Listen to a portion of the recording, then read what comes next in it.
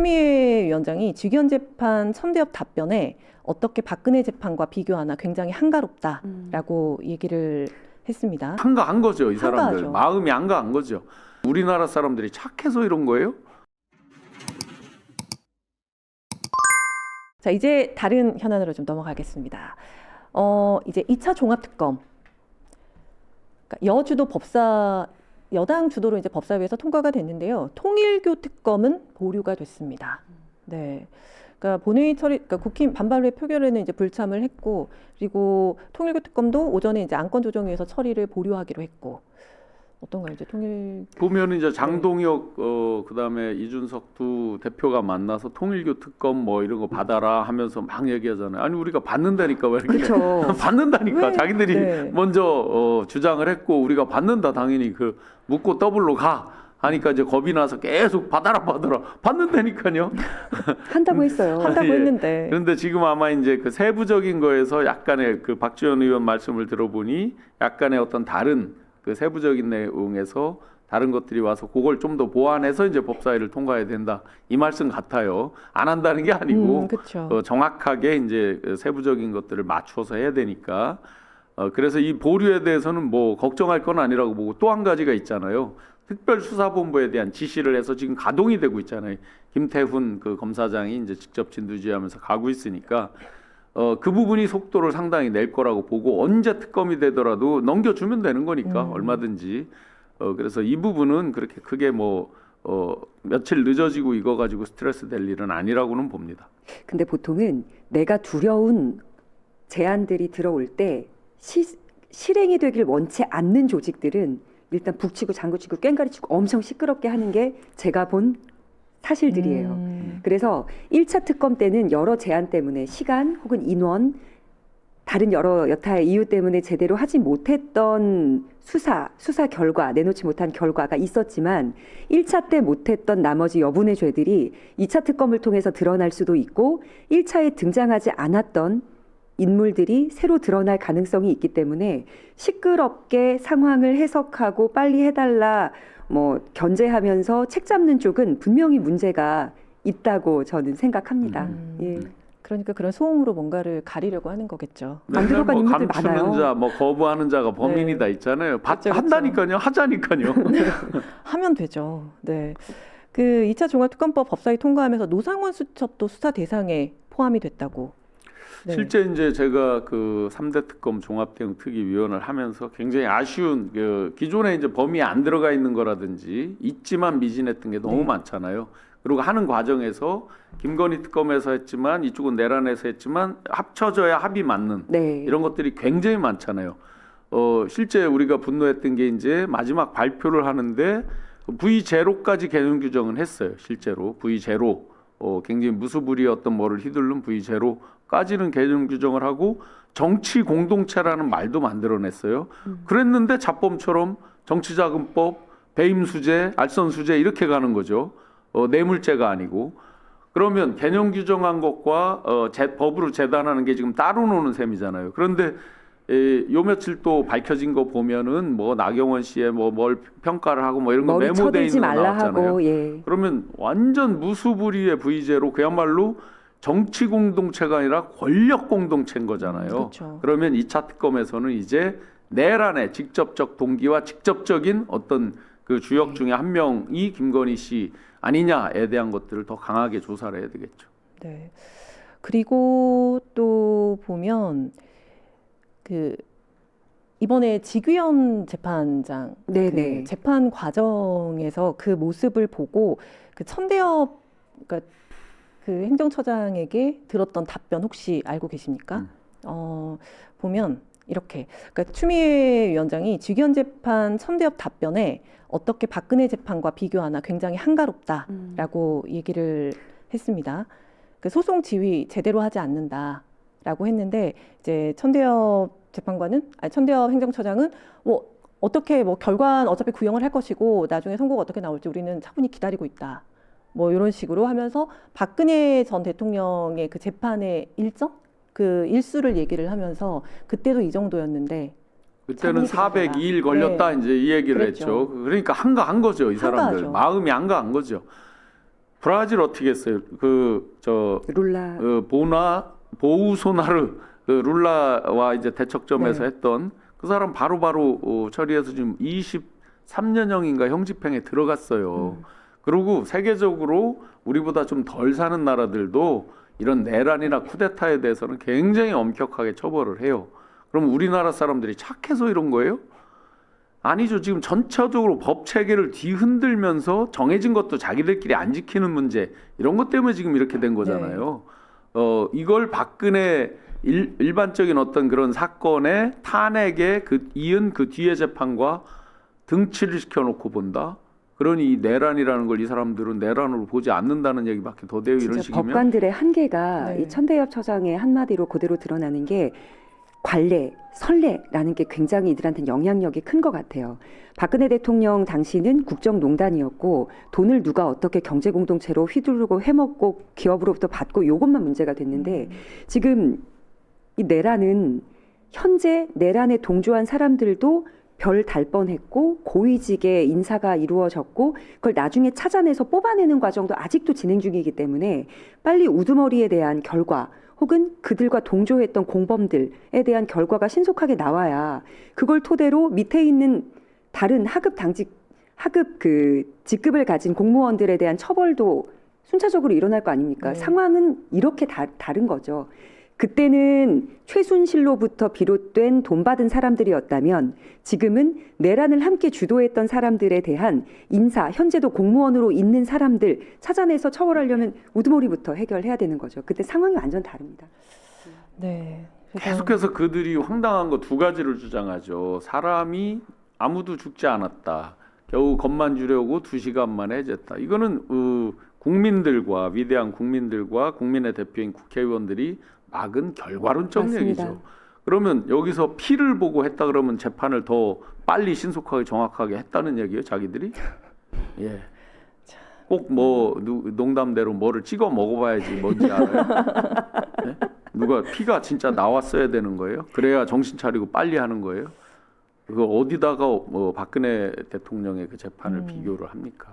그러니까 그 재판을 비교하면서 이 정도면 그렇게 오래 걸리는 거 아니다라는 식으로 차분하게 기다리는 굉장히 한가한 소리를 계속하고 네. 있더라고요. 그게 생중계로 우리가 보니까 이만큼 판단을 할 수 그쵸. 있는 거지 안 봤으면 얼마나 더 했겠어요. 그게 지금 사법부의 현실인 거잖아요, 결국에는.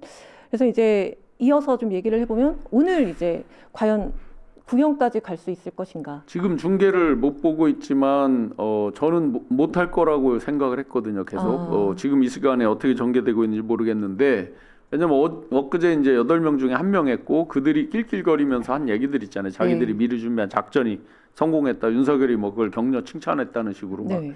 얘기를 하면서 그러면 오늘도 보나마나 법정에서 이제 필리버스터를 계속했을 거 아니에요. 마지막 윤석열의 최후 변론이 파이널이잖아요. 그렇죠. 그러면 앞쪽에서도 시간 충분히 끌고 아마 윤회 그거는 밤새도록 할 사람이에요. 호수 위에 달 그림자가 어떠느니 중국이 부정선거가 어떠니 한참 또 할 거란 말이에요.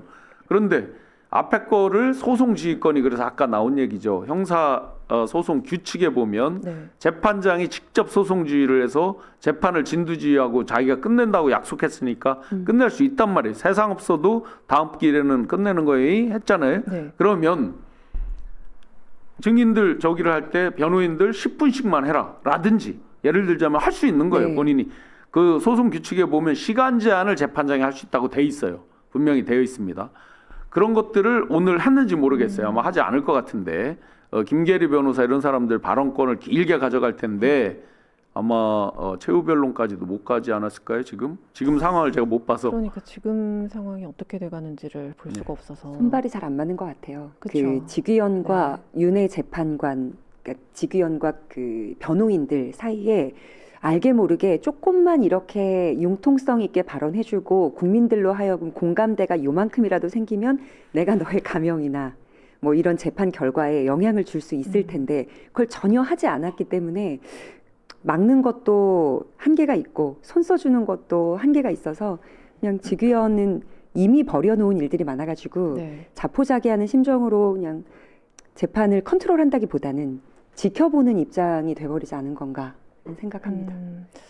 그래서 오늘도 다 과연 구형까지 갈 수 있을 것인지가 좀 걱정이 됐죠. 또 무엇보다도 이제 법원 인사일이 2월 23일인가요? 그래서 그 월요일이라서 실질적으로는 직위원 재판부가 선고할 수 있는 그 마지막 날이 2월 20일 금요일, 그러니까 설 연휴 전에 금요일 맞아요. 정도까지. 아마 배당받는 재판부가 네. 또 달라질 수 있어서 그때 마무리하지 않으면 또 어떻게 될지 모르는 거죠, 교수님. 아예 이제 재판 법원 방학처럼. 뭐냐면 이제 2월 23일 날 인사를 한다고 예고가 돼 있단 네네. 말이에요. 설 연휴 그 저기 때 지나고 나서. 네. 그러면 그 앞쪽에 이제 선고를 안 내리면 이 직위원 재판장이 1년을 원래는 1년 전에 이동을 했어야 되는데 더 붙잡아 놓고 이거를 끝내라는 걸로 한 거잖아요. 그렇죠. 그런데 만약에 그때도 안 했어요. 그 인사에 퍽 포함시켜 버리면 이번 행정처장도 바꿨더구만요. 네. 행정처장은 조희대 대법원장의 뭐 오른팔이라는 거 아니에요? 그 일부러라도 바꿨어요. 그러면 또 이들은 빌미가 엄청 많잖아요. 기피 신청부터 시작해가지고 새로운 이제 누구 재판장을 선임하면 기피 신청 해놔서 또 얼마가 걸리고 뭐 새롭게 처음부터 이제 다시 또 읽어 나가야 되잖아요. 그러면 그걸 또 주장을 할 거고 원래는 가름한다라고 이제 법에도 돼 있는데 가름해서 했을 때 또 시비 걸고 덤빌 거고 등등등 험난한 길이죠. 그 사이에 진짜 풀려 나올지도 모르죠. 구속 만료가 돼가지고. 왜냐하면 지금 몇 개를 갖다 붙였는데 그래서 이제 6개월 단위로 연장이 되잖아요. 근데 2번 연장 이상이 쉽지 않을 거요. 그 저기로 보면 너무 어렵습니다, 진짜. 피의자가 취할 수 있는 내란 피의자는 도의적으로도 이걸 쓰면 안 되겠지만 피의자가 취할 수 있는 모든 권리를 긁어다가 다 때려 부어서 쓰고 있는 중이다. 그래서 모르는 절차들 새로 이제 부임한 변호사들 같은 경우는 저런 게 있었어? 우리도 저거 적용해보자. 윤석열 쓰는 거 보고 이런 내용들도 많더라고요. 그래서 이거는 뭐 그 피의자들의 변호인을 욕할 일은 아니에요. 정확히 보면 변호인들은 변호인의 할 일을 하는 거죠. 네. 가장 기술적으로 자기들이 피하고 빠져나갈 수 있는 것들을 하는 거겠죠. 결국 중요한 건 재판장이죠. 재판을 소송을 진두지휘하고 하는 재판정을 진두지휘하는 그 재판장이 운용의 묘를 전혀 못 살렸기 때문에 본인 입으로 12월 말까지 한다고 그랬잖아요, 원래. 네. 근데 지금 1월 언제가 돼도 지금 한이 많이를 우리가 지금 걱정하는 거잖아요. 음력 양력 이 얘기하면 진짜 가만 안 있을 겁니다. 막판에 병합할 때 굉장히 이제 이거 산으로 가는 거 아니야 했는데 지금 만약에 오늘도 이상했다 그러면 진짜 산으로 간다고 봐야 되고요. 하나 이제 서울대학교 뭐 저도 인사하는 한 교수님인데 사형에 대해서 이제 일종의 훈장을 달아주는 격이다. 이제 이런 칼럼을 네. 쓰셨더라고요. 저는 단호하게 제가 책을 정리하고 하면서 보다 보니까 사형 외에는 이 사람은 답이 없다. 이것은 그 사람들이 훈장을 달든 뭐하든 지금 보세요. 우리가 달아주지 않아도 네. 법원에서 달아주지 않아도 이미 그들은 훈장을 달고 자기들끼리 북치고 장구치고 깽가리치고 하고 있습니다. 진격의 변호사들인가요? 나와서 막 하잖아요. 이미 한 줌도 안 되는 자기 지지자들 사이에서는 영광의 훈장을 달고 막 신이 난 거예요. 그거를 더 추가적으로 훈장을 달든 뭐를 한든 낙인 효과 또 무슨 저 인식 효과 여러 가지 저기를 이론상의 이제 형사 이론상의 것들이 있지만 어떤 낙인 효과도 어떤 인식 효과도 전 상관없다고 생각해요. 법은 정치가 아니잖아요. 법정이잖아요. 그걸 정무적 고려를 해서 사형을 구형하는 게 아니라 무기징역을 정무적으로 고려해서 그런 게 두려워서 무기징역을 구형한다? 저는 동의할 수가 없습니다. 아마 윤석열이 탄핵만큼은 절대 피하고 싶었던 이유가 역사적으로 기록되기 때문일 거예요. 그런데 사형을 당하지 않더라도 사형이라는 구형이 그에게 줄 역사적 기록에 하나 또 아픈 것으로 남게 된다면 저도 그 역할만으로도 꼭 목을 치지 않고도 그냥 그 정치적인 상징성으로라도 사형 구형이 마땅하다고 생각합니다. 무기징역이라도 이 사람들은 북치고 장구치고 뭐 깽가리치고 다 할 사람들이 이미 거라면. 정치를 법정 정치를 계속 해왔기 때문에 지금 그걸 감안해서 뭐 사형을 구형할 것을 무기로 한다. 일도 동의할 수가 없어요. 맞습니다. 결과는 우리가 예측하는 게 아닐까라는 그 의견이 가장 다수더라고요. 그러니까 그런 역할만으로도 충분히 그들이 가지는 그런 불편함이 왜냐하면 있을 이제 거다. 사형 집행하지 않은 국가라는 걸 다 알고 있어요. 그렇죠. 그렇지만 그 제도를 그럼 없애지 않은 취지가 뭐예요? 심리적 위하라는 게 있고, 그러니까 선제적으로 국민들이 겁을 먹게. 엊그제 김동원인가 하는 사람 사형 구형하잖아요. 그랬죠. 그 사람도 사형 구형을 하는데 물론 그 사람 재질이 아주 악질이지만 이상민, 한덕수 15년씩 했잖아요. 네. 그러면 이건 사람이 안 죽었기 때문에 그러면 덜 하는 거예요? 이들이 전두환 때는 내란 목적 살인이라는 게 있었어요. 근데 요번에는 살인 미수죠. 정확히는 살인 미수죠. 다 정말 고도의 절제를 발휘해서 총성 이런 게 안 났기에 망정이지. 맞습니다. 누구 한 명이라도 실수했으면 말단 병사가 됐든 지휘관이 됐든 또 시민도 흥분해서 혹시라도 또 잘못했으면 어디에서 뭐가 어떻게 됐을지 진짜 그 누구도 모르던 거잖아요. 상황을 악화시킬 재료들은 다 있었어요. 그럼요. 헬기, 그렇죠. 탱크, 총알, 총, 그리고 사람 묶어서 영연백에 담을 재료들까지 다 있었지만 그걸 무기력화했다는 거는 실패했지만 만약 이들의 마음 가졌던 대로 성공했다면 죽었을 거예요. 그러니까 살인 미수 이상의 살인은 계획했지만 실패. 그러니까 그걸로도 조금 아름답다고 이 표현이 아름답다고 생각이 돼요. 그래서 구형은 사형이 마땅하다. 여러 의견들이 정치인들 중에 이제 빅스피커들 하시는 분들이 있는데 무기징역이 줄 수 있는 상징성은 크게 없습니다. 예. 어쨌든 이 부분은 오늘 이제 어떻게 진행이 될지를 좀 이제 지켜봐야 하지만 또 직위원은 뭐 달라짐 없이 할 거라는 생각은 들거든요. 하지만 결과만큼은 그렇게 나오지 않기를 그러니까 모두가 바라는 부분이고 만약에 네. 오늘 하여튼 그 결심을 공판을 마무리를 못했다 그러면 전 국민적으로 정말 다시 그쵸. 들고 일어나야 되는 네. 상황이 올 겁니다. 신용환 교수님, 네. 출판 기념회 뭐 하신다고? 네네 지금 네. 이게 이제 제가 쓴 선택이라고 하는 책인데요. 실제 이제 명태균 게이트와 그 내란 12.3 내란의 과정을 거치면서 정말 화가 났던 게 대한민국 지식인들의 허상, 식자들의 민낯. 물론 저희도 기득권, 지식인, 식자 이렇게 이제 분류가 되죠. 그러니까 정말 참회하는 마음으로 왜 이렇게 그 1963년도 한나 아렌트가 얘기했던 악의 평범성. 네. 왜 뭐가 잘못된 걸 분명히 알면서도 비겁하게 그 좋은 자리 하나 받기 위해서 그랬는지는 모르지만 아무 말도 못하고 다들 이렇게 내란이 일어나도록 왔는가. 그럼 앞으로 대한민국은 어떻게 가야 되는가 이런 것들에 대해서 제가 가지고 있는 자료 또 제가 수기메모 이런 것들을 기초로 해서 한 6개월 전부터 틈틈이 정리를 했고 이번에 그걸 마무리해서 출판을 합니다. 그래서 지금 이제 사전 예약을 받고 있어요. 그 자막에 아마 나가고 있는지 모르겠어요. 책 그 교보문고에 지금 등록을 해서 사전 예약 판매가 되고 있고요. 제가 이게 보통 출마하면 출마를 위해서 막 억지로 쓰는 책도 있고 막 이러잖아요. 누가 뭐 대필 얘기도 하고 그러던데 제가 가진 자료로 쓸 수밖에 없기 때문에 아무도 이건 대신 써줄 수가 없어요. 출판 기념에 출마를 위해서 하는 그런 책이 아니에요. 제가 그냥 여담 드리면 제가 교보에서 해당 분야 베스트 1등을 2번 해봤어요. 이번 이 책도 교보에서 1등을 목표로 쓴 책입니다. 그래서 많은 시청자 여러분들께서 함께 해주시기를 부탁드리겠습니다. 네.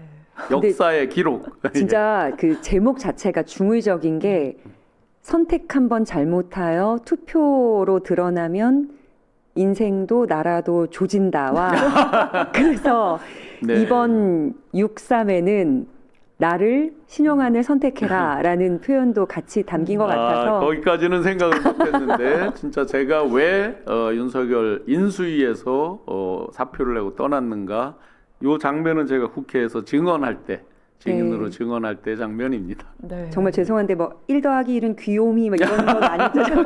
네. 네. 예, 귀요미로. 네. 그래서 많이 봐주시고 혹시 링크에 교보 그 링크 있으면 사전 구매도 잘 부탁드리겠습니다. 네, 저희 지금 채팅창에 그 링크를 올려뒀으니까요, 여러분 사전 구매해 주시면 될 것 같습니다. 자, 그리고 오늘 강미정 대변인님. 네. 네. 한 발짝 그 당에서 떨어져서 현 정부 간 당 간 정세를 보니 가까이 있을 때보다 더 또렷하게 잘 보이는 것들이 늘더라고요. 그래서 이 거리 그대로, 이 시각 그대로 뭐 부족하나마 저와 같은 시선으로 바라보는 정치 중관여층 그리고 혹 저관여층 분들께 저의 입장이 조금 큰 도움이 되기를 바라면서 오늘 방송을 했습니다. 다음 주도 그렇게 쭉 열심히 해보겠습니다. 네, 두 분 모두 정말 감사합니다. 저는 이제 또 내일 또 여러분 찾아뵙도록 하겠습니다. 이상호 기자님께 일본에 네. 쭉 좀 많이 계시다가 그렇죠. 오라고. 3개월. 안 됩니다. 저 굉장히 오늘 힘들었습니다.